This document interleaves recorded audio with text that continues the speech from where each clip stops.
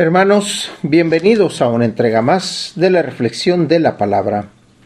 Hoy, viernes 25 de abril del año 2025, viernes de la octava de Pascua. El color litúrgico es blanco, las lecturas corresponden al ciclo C. La primera lectura la tomamos del libro de Hechos de los Apóstoles, capítulo 4, versículos del 1 al 12. En aquellos días, mientras Pedro y Juan hablaban al pueblo, se presentaron los sacerdotes, el jefe de la guardia del templo y los saduceos, indignados porque los apóstoles enseñaban al pueblo y anunciaban que la resurrección de los muertos se había verificado en la persona de Jesús. Los aprendieron y, como ya era tarde, los encerraron en la cárcel hasta el día siguiente. Pero ya muchos de los que habían escuchado sus palabras, unos 5,000 hombres, habían abrazado la fe. Al día siguiente se reunieron en Jerusalén los jefes del pueblo, los ancianos y los escribas, el sumo sacerdote Anás, Caifás, Juan, Alejandro y cuantos pertenecían a la familia de los sumos sacerdotes. Hicieron comparecer ante ellos a Pedro y a Juan y les preguntaron: ¿con qué poder o en nombre de quién has hecho todo esto?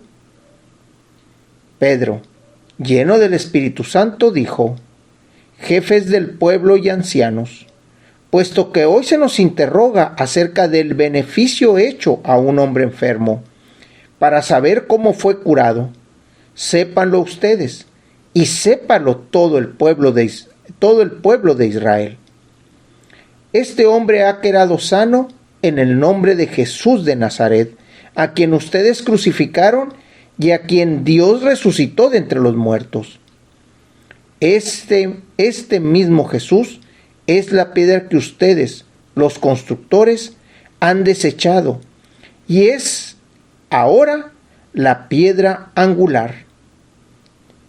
Ningún otro puede salvarnos, porque no hay bajo el cielo otro nombre dado a los hombres por el que nosotros debemos salvarnos. Hermanos, continuamos escuchando estas palabras de Pedro, de Juan y de los milagros que están haciendo en el nombre del mismo Jesús.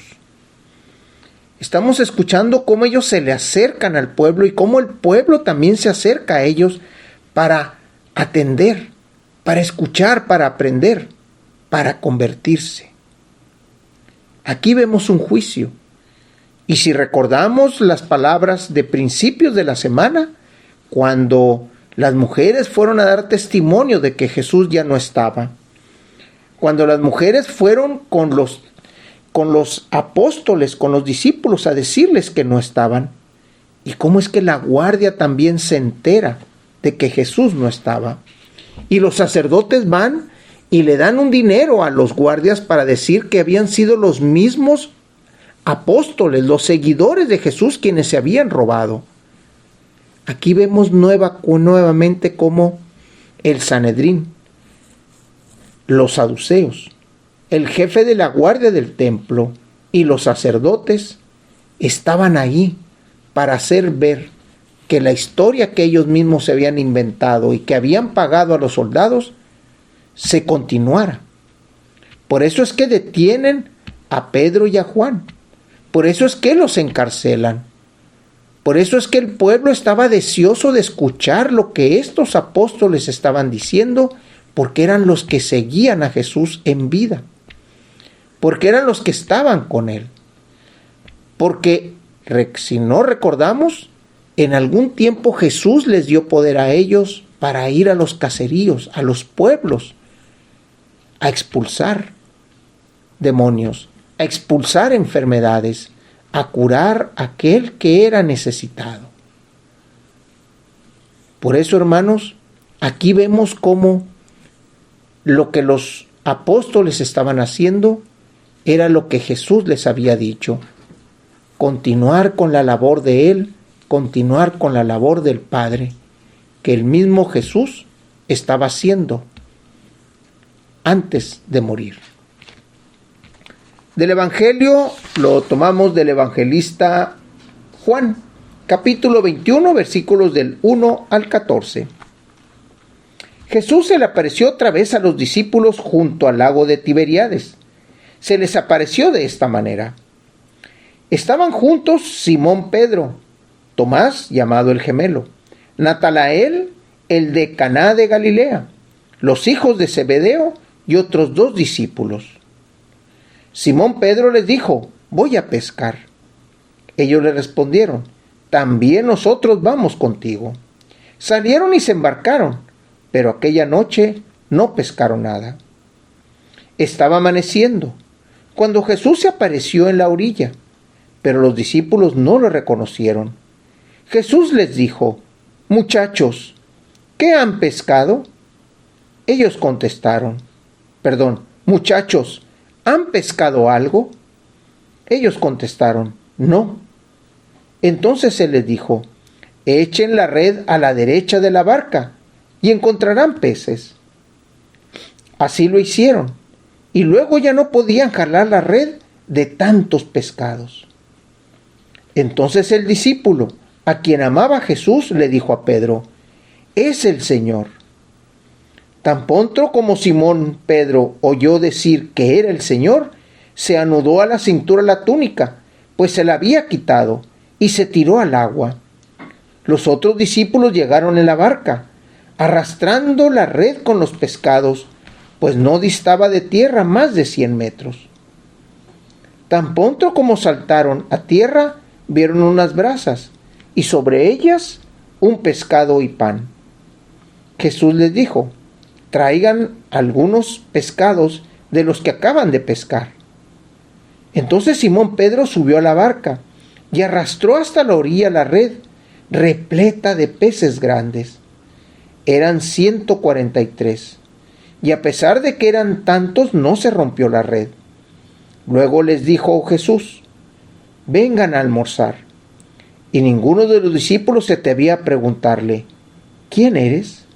Porque ya sabían que era el Señor. Jesús se acercó, tomó el pan y se los dio, y también el pescado. Esa fue la tercera vez que Jesús se apareció a sus discípulos después de resucitar de entre los muertos. Hermanos, continuamos oyendo estas apariciones. Hoy escuchamos a Juan. Ayer escuchábamos a Lucas. Juan no da mucha explicación, simplemente dicen se apareció, hizo el milagro. Este pasaje que se conoce como la pesca milagrosa. Este momento en el que Pedro ve a la persona, pero nuevamente no lo reconoce. Es Juan el que lo ve, el que lo reconoce, y es el que le dice: es el Señor. Es allí donde otra vez Jesús vuelve a hacer el andar y vuelve a hacer el caminar. El milagro lo vuelve a hacer. Nueva cuenta, Jesús se aparece, Jesús come con ellos, Jesús pide del trabajo de ellos y lo comparte con ellos.